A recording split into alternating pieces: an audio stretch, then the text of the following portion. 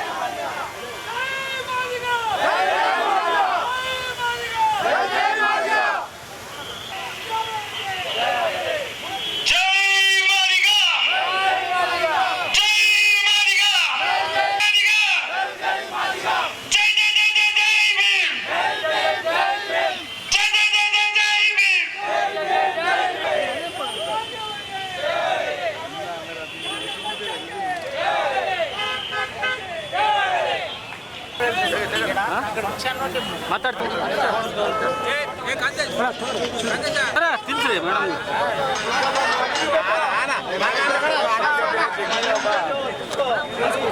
ತಿನ್ಸಪ್ಪ ಮರಪ್ಪ ಸರ್ಸಾಮೆ ತಿನ್ಸಪ್ಪ.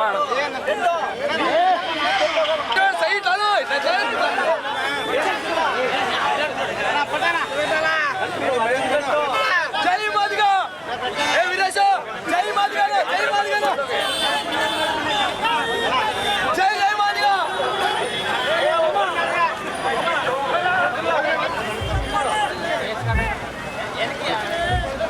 ನಮ್ಮೂರಿಗೆ ಬ್ಯಾಗ್ ಅಂತ ತೆಗಿರಪ್ಪ ಅಣ್ಣ, ಅಯ್ಯೋ ಬದ್ರಕತ್ತಾರ ಅವ್ರು ಒಬ್ಬರಿಗೆ. Right sir. ಒಳ ಮೀಸಲಾತಿ ದೀರ್ಘವಾದಂಥ ಹೋರಾಟ. ನಾವು ನಿರೀಕ್ಷೆ ಏನು ಇಟ್ಟುಕೊಂಡಿದ್ವಿ ಆ ನಿರೀಕ್ಷೆಗೆ ಸರ್ಕಾರ ಸ್ಪಂದಿಸಿಲ್ಲ ಅಂತಕ್ಕಂಥದ್ದನ್ನು ಪ್ರತಿಯೊಬ್ಬ ಹೋರಾಟಗಾರರು ಕೂಡ ನಾವು ತಿಳ್ಕೊಳ್ಬೇಕಾಗಿದೆ. ನಾವು ಮಾದಿಗರಿಗೆ 7% ಸಿಗುತ್ತದಂತಕ್ಕಂಥದ್ದು ನಮ್ಮ ಜನಸಂಖ್ಯಾ ಲೆಕ್ಕಪತ್ರ. ಆದರೆ ಇವತ್ತು ನಾಗಮೋಹನ್ ದಾಸ್ ಅವರ ವರದಿಯನ್ನು ಸಂಪೂರ್ಣ ನಿರ್ಲಕ್ಷ್ಯ ಮಾಡಿ ಕಸದ ಬುಟ್ಟಿಗಾಕಿ ನಾಗಮೋಹನ್ ದಾಸ್ ಅವರು ಶಿಫಾರಸು ಮಾಡಿರ್ತಕ್ಕಂಥ ಎಲ್ಲ ಶಿಫಾರಸುಗಳನ್ನು ಕಸದ ಬುಟ್ಟಿಗಾಕಿ ಸರ್ಕಾರ 3 ಭಾಗಗಳನ್ನಾಗಿ ಮಾಡಿರ್ತಕ್ಕಂಥದ್ದು ಮಹಾದ್ರೋಹ. ಇದರಲ್ಲಿ ಏನೋ ತೃಪ್ತಿಕರವಾದಂಥ ಬಹುಮಾನ ನಮಗಷ್ಟೇ, ಸಮಾಧಾನಕರವಾದಂಥ ಬಹುಮಾನ. ಫಸ್ಟ್ ಅಲ್ಲ, ಸೆಕೆಂಡ್ ಅಲ್ಲ, ಥರ್ಡ್ ಅಲ್ಲ, ಸಮಾಧಾನಕರ ಬಹುಮಾನದಲ್ಲಿ ಇವತ್ತು ಹೋರಾಟಗಾರರು ಸಮಾಧಾನವಾಗಿದ್ದೀವಿ. ಈ ಸರ್ಕಾರಕ್ಕೆ ಹೃತ್ಪೂರ್ವಕ ಧನ್ಯವಾದಗಳು ಹೇಳ್ತೀವಿ. ಮುಂದಿನ ದಿನಗಳಲ್ಲಿ ಮತ್ತೆ ನಮಗೆ 7% ಸಿಗದವರೆಗೆ ನಮ್ಮ ಹೋರಾಟ ನಿರಂತರವಾಗಿ ಇರುತ್ತಕ್ಕಂಥ ಎಚ್ಚರಿಕೆಯನ್ನು ಕೊಡ್ತಾ ಇದ್ದೀವಿ. ಸರ್ ಹೇಳಿ ಸರ್. ಸುಮಾರು 30 ವರ್ಷಗಳ ಸಾಮಾಜಿಕ ನಡೆದಿರ್ತಕ್ಕಂಥ ಒಳ ಮೀಸಲಾತಿ ಚಳವಳಿ ಬಹುಶಃ ಜಗತ್ತಿನಲ್ಲೇ ಒಂದು ದಾಖಲಾತಿ. ಜಗತ್ತಿನಲ್ಲಿ ಯಾವುದೇ ಸಮುದಾಯ ಸಮಾನತೆಗಾಗಿ ನಡೆಸ್ತಕ್ಕಂಥ ಚಳವಳಿಗಳು ಅವು ಯಶಸ್ವಿನಾಗ್ತವೆ. ಆದರೆ ಭಾಳ ಸುದೀರ್ಘವಾಗಿ ನಡ್ತಕ್ಕಂಥ ಚಳವಳಿಗಳಲ್ಲಿ ಈ ಒಳ ಮೀಸಲಾತಿ ಚಳವಳಿ ಒಂದು. ಆದರೆ ಈ ಚಳವಳಿಯಲ್ಲಿ ವಿಶೇಷವಾಗಿ ನಮ್ಮ ಕರ್ನಾಟಕದಲ್ಲಿ ತುಂಬ ಜನ ನಮ್ಮ ಜೊತೆಗಿದ್ದಾರೆ. ಇವತ್ತು ಅಲೆಮಾರಿಗಳು ನಮ್ಮ ಜೊತೆಗಿದ್ದರು, ಅವ್ರಿಗಾಗಿಲ್ಲ. ಅವರು ಸ್ವಲ್ಪ ಪ್ರಾಬ್ಲಮ್ ಇದೆ, ಅದಾದರೂ ಆಗ್ಬೋದು. ಆದರೆ ಇದ್ರ ಜೊತೆಗೆ ಕಳೆದ 12 ದಿನಗಳಿಂದ ಬೆಂಗಳೂರಿನಲ್ಲಿ ಅಹೋರಾತ್ರಿ ಅನಿರ್ದಿಷ್ಟವಾದ ಧರಣಿ ಇವತ್ತು ಕಂಡುಬಂದಿದೆ. ಅದರಲ್ಲಿ ಸಿದ್ದರಾಮಯ್ಯನವರು 7ನೇ ತಾರೀಕಿಗೆ ಅವರು ತೆಗೆದುಕೊಂಡಿರ್ತಕ್ಕಂಥ ಒಂದು ನಿರ್ಣಯ ಅದಲ್ಲ, ಅದು ಭಾಳ ನಮಗೆ ತಿಳಿದ ಮಟ್ಟಿಗೆ ಅವರು ಸ್ವತಂತ್ರವಾದಂಥ ನಿರ್ಣಯ. ಅದಕ್ಕೆ ಯಾರು ಬೆಂಬಲಿಸಿದ್ದಿಲ್ಲ. ಕಾಂತರಾಜ್ ಕಮಿಷನ್ ಯಾವ ರೀತಿ ತನ್ನ ಕಣ್ಣು ಮುಂದೆ ಅದನ್ನು ಮೂಲಿಗುಂಪು ಮಾಡಿದ್ರು, ಇದಂಗೆ ಆಗಬಾರ್ದು ಅನ್ನೋ ಕಾರಣಕ್ಕಾಗಿ ಸಿದ್ದರಾಮಯ್ಯನವರು ಅವತ್ತು ಒಂದು ಸಣ್ಣ ತಂತ್ರ ಹೂಡಿದ್ರು. ಅದು ಸಕ್ಸಸ್ ಆಯಿತು. ನಂತರ ಬೇರೆ ಬೇರೆ ರೀತಿಯಲ್ಲಿ ನಮಗೆ ಇದಾಗಿದೆ. ಆದರೆ ನಾವು ಮೊದಲಿಂದ ಕೂಡ ಜನಸಂಖ್ಯೆವಾರ ನಾವು ಹೆಚ್ಚಿಗಿದ್ದೀವಿ, 7% ಕೊಡಬೇಕಂತ ನಾವು ನ್ಯಾಯಮೂರ್ತಿ ನಾಗಮೋಹನ್ ದಾಸ್ ಸಮಿತಿ ಕೂಡ ನಾವು ನಮ್ಮ ಅರ್ಜಿಗಳನ್ನ, ನಮ್ಮ ಮನವಿಗಳನ್ನ ಕೊಟ್ಟಿದ್ದೀವಿ. ನಾವು ಕೊನೆಯ ಪಕ್ಷದಲ್ಲಿ ನಮ್ಮ KH ವಿನೋದ್ ಸಾಹೇಬರು 6.5% ಅವ್ರು ಕೊಟ್ಟರಂತ ಪಟ್ಟು ಹಿಡ್ಕೊಂಡಿದ್ರು. ಅವ್ರನ್ನ ಮತ್ತೆ ಬೇರೆ ರೀತಿಯಲ್ಲಿ ಅವ್ರನ್ನ ಸಮಾಧಾನ ಮಾಡಿದಂಗೆ ಕಾಣಿಸ್ತದೆ. ಆದರೆ ನಮಗೆ 100ಕ್ಕೆ 100 ಸಂತೃಪ್ತಿಯಲ್ಲಿ ಇದು. ಆದರೆ ಸಮಾಧಾನ ಇದ್ದೀವಿ ನಾವು, ಸಮಾಧಾನಕರವಾಗಿದೆ. ನಮ್ಮ 30 ವರ್ಷಗಳ ಹೋರಾಟದಲ್ಲಿ ಒಂದು ಸಮಾಧಾನಕರವಾಗಿದೆ. ಮುಂದಿನ ದಿನಗಳಲ್ಲಿ ಬಹುಶಃ ನಮ್ಮ 7% ಹೋರಾಟ ಕಂಟಿನ್ಯೂ ಇರುತ್ತೆ ಅಂತ ಸಂದರ್ಭದಲ್ಲಿ ನಮಗೆ ಹೇಳಕ್ಕೆ. ಸುಮಾರು 30 ವರ್ಷಗಳ ಕಾಲ ಒಳ ಮೀಸಲಾತಿ ವರ್ಗೀಕರಣಕ್ಕೆ ಇವತ್ತು ಮಾದಿಗರು ಇವತ್ತು ನಿರಂತರವಾಗಿ ಹೋರಾಟಗಳನ್ನು ಮಾಡುತ್ತಾ ಇವತ್ತು ಎಷ್ಟೋ ಆಯೋಗಗಳನ್ನು ಆಯಾ BJP ಸರ್ಕಾರ ಮತ್ತು ಕಾಂಗ್ರೆಸ್ ಸರ್ಕಾರಗಳು ರಚನೆ ಮಾಡಿದ್ದು. ಆದರೂ ಕೂಡ ಇವತ್ತು ಮಾದಿಗರಿಗೆ ಮೊನ್ನೆ 19ನೇ ತಾರೀಕು ಕ್ಯಾಬಿನೆಟ್ನಲ್ಲಿ ನಮ್ಮ ಮುಖ್ಯಮಂತ್ರಿಗಳಾದ ಸಿದ್ದರಾಮಯ್ಯನವರು ಇವತ್ತು ನಮ್ಮ ಮಾದಿಗ ಸಮಾಜಕ್ಕೆ ಒಂದು ನ್ಯಾಯವನ್ನು ಒದಗಿಸಿಕೊಟ್ಟಿದ್ದಾರೆ. ಇವತ್ತು ಮಾದಿಗ ಸಮುದಾಯಕ್ಕೆ 6% ಮತ್ತು ಚಳವಳಿ ಸಮಾಜಕ್ಕೆ 6 ಮತ್ತು ಆದಿದ್ರಾವಿಡ, ಆದಿ ಕರ್ನಾಟಕ, ಆದಿ ಆಂಧ್ರಕ್ಕೆ 2 ಕಡೆ ಸೇರಿಸಿದ್ದಾರೆ. ಮತ್ತು ಅದೆಲ್ಲವೂ ಕೂಡ ಮತ್ತು ಸ್ಪರ್ಶ ಜಾತಿಗಳಿಗೆ 5 ಅನ್ನು ಇವತ್ತು ಮೀಸಲಾತಿಯನ್ನು ಕೊಟ್ಟು ಇವತ್ತು ಅನುಷ್ಠಾನಗೊಳಿಸಿದ್ದಾರೆ. ಸನ್ಮಾನ್ಯ ಮುಖ್ಯಮಂತ್ರಿಗಳಾದ ಸಿದ್ದರಾಮಯ್ಯನವರಿಗೆ ನಮ್ಮ ಮಾದಿಗ ಸಮಾಜದಿಂದ ಇವತ್ತು ಹೃತ್ಪೂರ್ವಕ ಕೃತಜ್ಞತೆಗಳನ್ನು ಸಲ್ಲಿಸುತ್ತೇವೆ. ಹಾಗೂ ಇವತ್ತು ಈ ವಿಜಯೋತ್ಸವ ಆಚರಿಸಲು ಕೂಡ ನಮ್ಮ ಮುಖ್ಯಮಂತ್ರಿಗಳಿಗೂ ಹಾಗೂ ನಮ್ಮ ಉಪಮುಖ್ಯಮಂತ್ರಿಯಾದಂಥ ಡಿ.ಕೆ. ಶಿವಕುಮಾರ್ ಅವರಿಗೂ ಮತ್ತು ಅದೆಲ್ಲಕ್ಕೆ ಸಹಕಾರಿಯಾದಂಥ ಎಲ್ಲ ನಮ್ಮ ಸಚಿವರಿಗೂ ಈ ಕಾಂಗ್ರೆಸ್ ಪಕ್ಷದಿಂದ ಇವತ್ತು ನಮ್ಮ ಹೃದಯಪೂರ್ವಕ ಅಭಿನಂದನೆಗಳನ್ನು ಸಲ್ಲಿಸುತ್ತೇನೆ. ಇನ್ನು ಈ ಸಂದರ್ಭದಲ್ಲಿ ಪಾಲಿಕೆ ಸದಸ್ಯರುಗಳಾದ ಎಂ ಪವನ್ ಕುಮಾರ್, ನರಸರೆಡ್ಡಿ, ಪ್ರಮುಖರಾದ ಹೇಮರಾಜ್ ಅಸ್ಕಿಯಾಳ್, ಆಂಜನೇಯ ಕುರುಬರೆಡ್ಡಿ, ರೆಡ್ಡಿ ತಿಮ್ಮಪ್ಪ, ಎಂಆರ್ ಬೇರಿ, ಬೂದೆಪ್ಪ, ಪಿ ಅಮರೇಶ್ ಸೇರಿದಂತೆ ವಿವಿಧ ಸಂಘಟನೆಗಳ ಮುಖಂಡರು, ಕಾರ್ಯಕರ್ತರು ಭಾಗವಹಿಸಿದ್ದರು. ಪರಿಶಿಷ್ಟ ಜಾತಿಯ ಬಡವರು ಸಾಗುವಳಿ ಮಾಡುತ್ತಿದ್ದ ಭೂಮಿಯನ್ನ ರಾಜಕೀಯ ಬಲ ಬಳಸಿಕೊಂಡು ಸಾರ್ವಜನಿಕರಿಗೆ ಮಾರಾಟ ಮಾಡಿ ಇದೀಗ ಬಿ ಖಾತಾ ಇ ಖಾತಾ ಕೊಡಿಸಲು ಮುಂದಾಗುತ್ತಿದ್ದು, ಇದರಿಂದ ಪರಿಶಿಷ್ಟ ಜಾತಿಯ ಬಡ ಜನರಿಗೆ ಅನ್ಯಾಯವಾಗುತ್ತಿದೆ. ಕೂಡಲೇ ಅಕ್ರಮಕ್ಕೆ ಮುಂದಾಗಿರುವವರ ವಿರುದ್ಧ ಸೂಕ್ತ ಕಾನೂನು ಕ್ರಮ ಜರುಗಿಸಬೇಕೆಂದು ಛಲವಾದಿ ಸಮಾಜದ ಮುಖಂಡ ರವೀಂದ್ರನಾಥ್ ಪಟ್ಟಿ ಆಗ್ರಹಿಸಿದರು. ಅವರಿಂದು ಮಾಧ್ಯಮಗೋಷ್ಠಿಯನ್ನ ಉದ್ದೇಶಿಸಿ ಮಾತನಾಡಿ, ರಾಯಚೂರು ಸೀಮಾಂತರ ವ್ಯಾಪ್ತಿಯ ಸರ್ವೆ ನಂಬರ್ 1476ರ ಒಟ್ಟು 65 ಎಕರೆ ವಿಸ್ತೀರ್ಣದ ಜಮೀನಿನಲ್ಲಿ 10 ಎಕರೆ ಜಮೀನು ತಾಯರೆಡ್ಡಿ, ಹಣಮಂತ, ಮಲ್ಲೇಶಪ್ಪ ಎನ್ನುವರ ಹೆಸರಿನಲ್ಲಿದ್ದು, ಈ ಜಮೀನುಗಳಲ್ಲಿ ಬಹುಕಾಲದಿಂದ ಸಾಗುವಳಿ ಮಾಡಿಕೊಂಡು ಬರುತ್ತಿದ್ದು 1976, 88, 2003 ಹಾಗೂ 23ರಲ್ಲಿ ಭೂ ನ್ಯಾಯ ಮಂಡಳಿಯಿಂದ ಗೇಣಿಯೂ ಮಂಜೂರಾಗಿದೆ ಎಂದು ತಿಳಿಸಿದರು. ಇದೀಗ ಗೇಣಿದಾರರಿಗೆ ಮಂಜೂರಿಯಾದ ಭೂಮಿಯಲ್ಲಿ ಅನಾಮಿಕ ವ್ಯಕ್ತಿಗಳು ತಾವೇ ಇನಾಮದಾರರೆಂದು ಸಾರ್ವಜನಿಕರಿಗೆ ಮಾರಾಟ ಮಾಡಿದ್ದಾರೆ. ಸಾರ್ವಜನಿಕರು ಅನಧಿಕೃತವಾಗಿ ಜಮೀನಿನಲ್ಲಿ ಗುಡಿಸಲು ಹಾಗೂ ಮನೆಗಳನ್ನ ಕಟ್ಟಿಕೊಂಡಿದ್ದಾರೆ.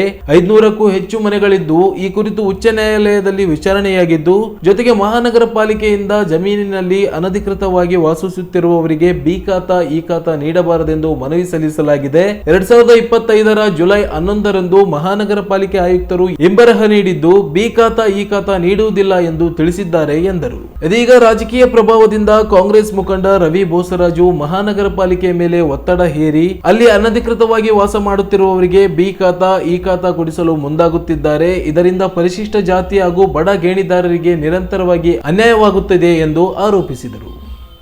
ಇನ್ನು ಇದೇ ವೇಳೆ ತಾಯಿರೆಡ್ಡಿ ಮಾತನಾಡಿ, ಮೊದಲಿನಿಂದಲೂ ಸಾಗುವಳಿ ಮಾಡಿಕೊಂಡು ಬಂದ ಭೂಮಿಯನ್ನ ಅನಧಿಕೃತವಾಗಿ ಅತಿಕ್ರಮಿಸಿಕೊಳ್ಳಲಾಗುತ್ತಿದೆ. ಕೂಡಲೇ ಸರ್ಕಾರದಿಂದ ಜಮೀನು ಸ್ವಾಧೀನಪಡಿಸಿಕೊಂಡು ಅಲ್ಲಿನ ನಿವಾಸಿಗಳಿಗೆ ಹಾಗೂ ವಸತಿಹೀನರಿಗೆ ನೀಡಿ ಮೂಲ ಗೇಣಿದಾರರಿಗೆ ಭೂ ಪರಿಹಾರವನ್ನ ನೀಡಿ ನ್ಯಾಯ ಒದಗಿಸಬೇಕೆಂದು ಮನವಿ ಮಾಡಿದರು.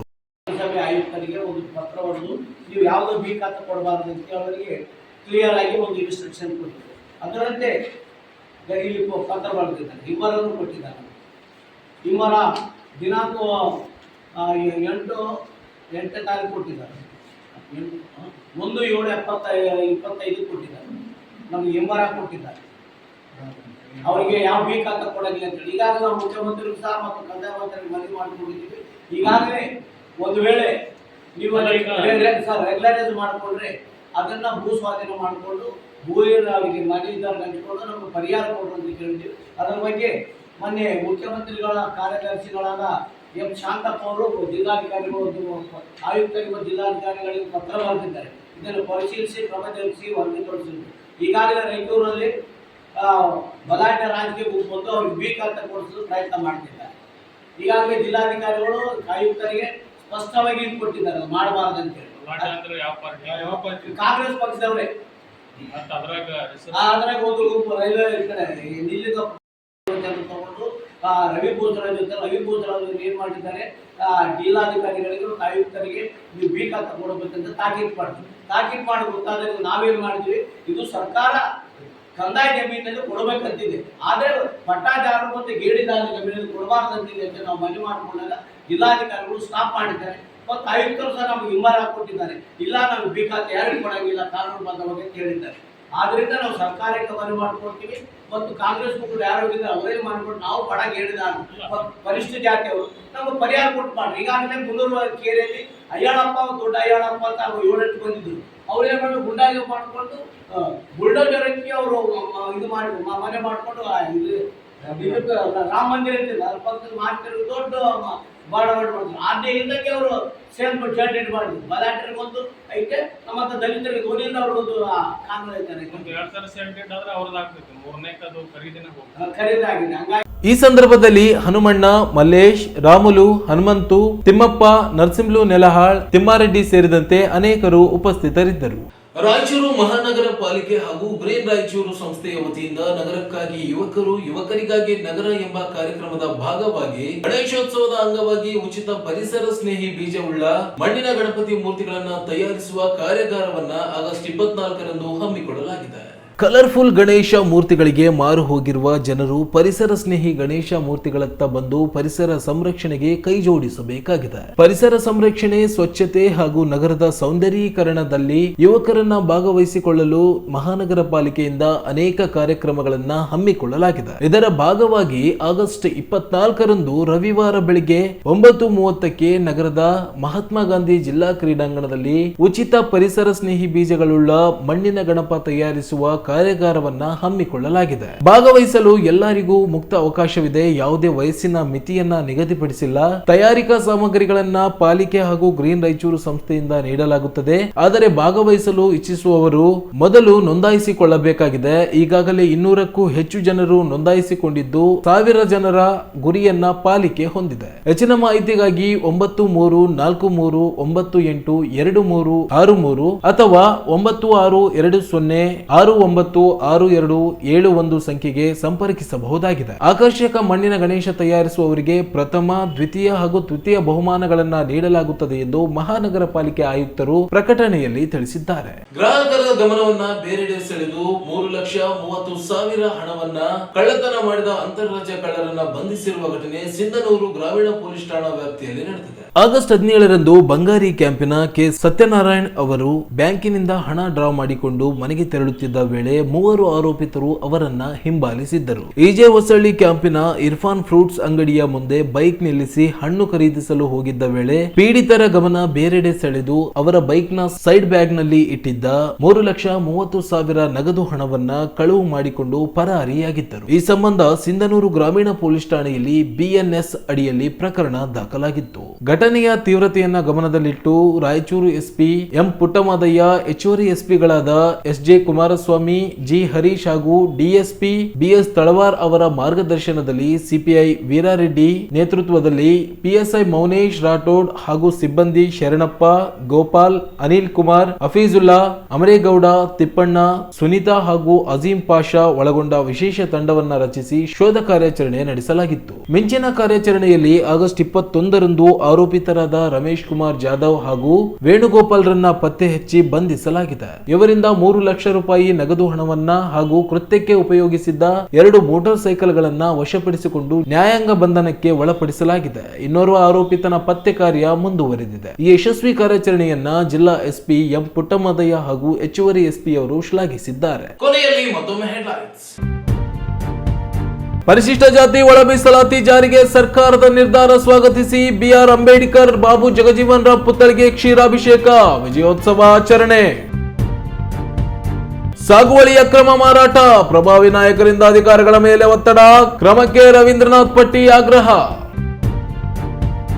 24ರಂದು ಮಣ್ಣಿನ ಗಣೇಶ ಸಿದ್ಧಪಡಿಸುವ ಕಾರ್ಯಾಗಾರ, ಮಹಾನಗರ ಪಾಲಿಕೆಯಿಂದ ಸ್ಪರ್ಧೆ. ಮತ್ತು ಗಮನ ಬೇರೆಡೆ ಸೆಳೆದು ಹಣ ಕಳುವು, 2 ಅಂತಾರಾಜ್ಯ ಕಳ್ಳರ ಬಂಧನ. ಇದಿಷ್ಟು ಇವತ್ತಿನ ಸುದ್ದಿ. ಪ್ರಮುಖ ಸುದ್ದಿಗಳಿಗಾಗಿ ನೋಡ್ತಾ ಇರಿ